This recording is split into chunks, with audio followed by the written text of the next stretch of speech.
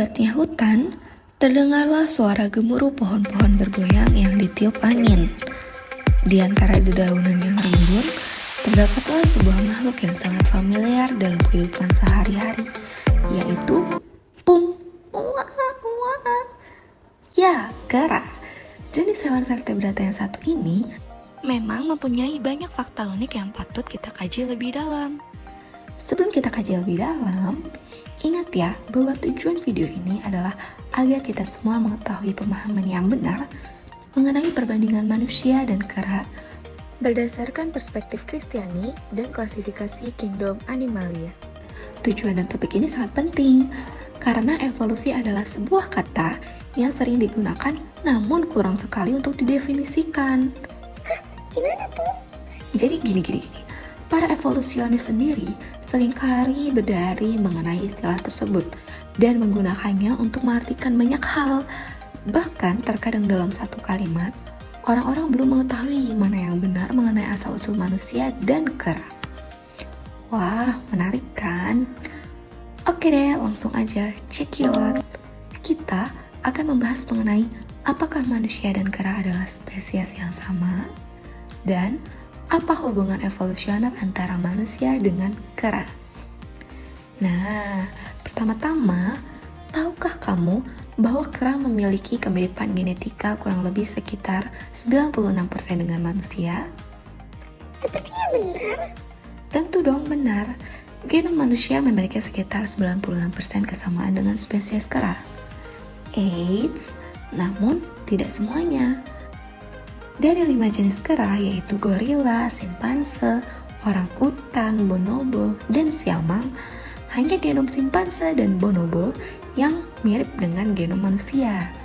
Hal ini menunjukkan bahwa kita dan kera memiliki garis keturunan evolusioner yang sangat dekat.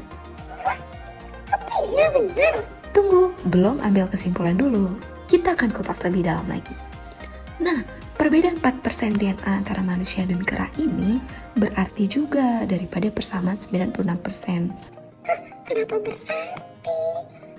Perbedaan ini terletak pada daerah non-coding yang dapat memiliki dampak yang signifikan pada regulasi ekspresi gen dan fungsi biologis. Genom simpanse dan manusia mencakup 2,4 GB atau sekitar 35 juta perbedaan nukleotida tunggal, sekitar 89 MB dari kromosom X dan 7,5 MB dari kromosom Y. Hal ini berarti terdapat perbedaan, perubahan, penyisipan, atau penghapusan urutan nukleotida antara manusia dan kera. Pusingnya ribet deh. Apa sih kesimpulannya? Jadi gini. Memang manusia dan kera memiliki sejarah evolusi yang terkait erat dan juga memiliki kesamaan genetik yang cukup besar. Namun, meskipun kesamaan genom antara manusia dan kera itu cukup besar, terdapat cukup perbedaan genetik untuk membedakan keduanya sebagai spesies yang berbeda. Jadi, meskipun manusia dan kera memiliki kesamaan genom yang besar, mereka tetap dianggap sebagai spesies yang berbeda berdasarkan perbedaan genetik yang cukup signifikan dan perbedaan lainnya dalam morfologi, perilaku, dan ekologi. Contohnya, manusia dan kera memiliki perbedaan morfologis yang mencolok loh, termasuk bentuk tubuh, proporsi tubuh, struktur tengkorak, dan juga jenis gerakannya. Perbedaan dalam perilaku saat manusia memiliki kemampuan berbahasa yang sangat maju dan kemampuan kognitif yang kompleks. Sementara kera kan cuma menggunakan komunikasi nonverbal dan perilaku sosial mereka aja. Lalu perbedaan selanjutnya dalam ekologi. Ini termasuk dalam perbedaan pola habitat, diet, dan juga interaksi dengan lingkungan mereka di saat manusia telah mengembangkan budaya, teknologi, dan adaptasi lingkungan yang unik. Sementara kera hanya cenderung bergantung pada perilaku dan strategi bertahan hidup yang berbeda. Oke, kita simpulkan bahwa perbedaan signifikan dalam genetika, morfologi, perilaku, dan ekologi membedakan manusia dan kera sebagai spesies yang berbeda. Lalu, apa dong hubungan evolusioner antara manusia dan kera? Manusia memang tidak berasal dari kera, tetapi kita setara dengan kera dalam tingkatan Kingdom Animalia. Berdasarkan bukti fosil, genetika molekuler, dan studi perbandingan anatomi, ilmuwan menyimpulkan bahwa manusia dan kera memiliki nenek moyang sama, No, itu kan menurut ilmuwan. Faktanya, saat kita tinjau melalui Alkitab, kera itu sudah diciptakan oleh Allah. Kita tidak mempunyai nenek moyang sama, tetapi perancang yang sama, yaitu Allah.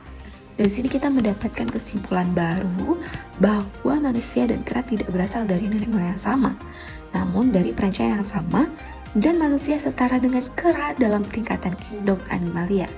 Wah, sangat insightful ya. Benar, apa yang kita terapkan dari kesimpulan yang didapatkan dapat menjadi pembelajaran yang berguna untuk menerapkan implikasi dalam kehidupan sehari-hari. Salah satu implikasinya adalah dalam bidang kesehatan. Kemiripan genetika antara manusia dan simpanse memungkinkan para ilmuwan menggunakan simpanse sebagai model untuk penelitian penyakit manusia loh. Ini membantu kita juga untuk memahami penyakit-penyakit genetik, mengevaluasi obat-obatan, dan mengembangkan terapi serta vaksin. Namun, perbincangan ini tak lepas dari pandangan agama. Dalam kitab Kejadian 1 ayat 24, Allah telah menciptakan segala sesuatu termasuk kera. Nah, keyakinan ini bahwa kera adalah ciptaan Allah itu sesuai dengan ajaran Alkitab tentang penciptaan. Namun, hal ini tidak serta-merta kita meniadakan proses evolusi. Ini adalah pertanyaan reflektif yang harus kita pikirkan dengan cermat saat mempelajari evolusi. Kita juga harus memahami sebagai manusia yang telah jatuh dalam dosa, kita tidak dapat mengerti seutuhnya dan menerapkan secara pasti mengenai klasifikasi taksonomi.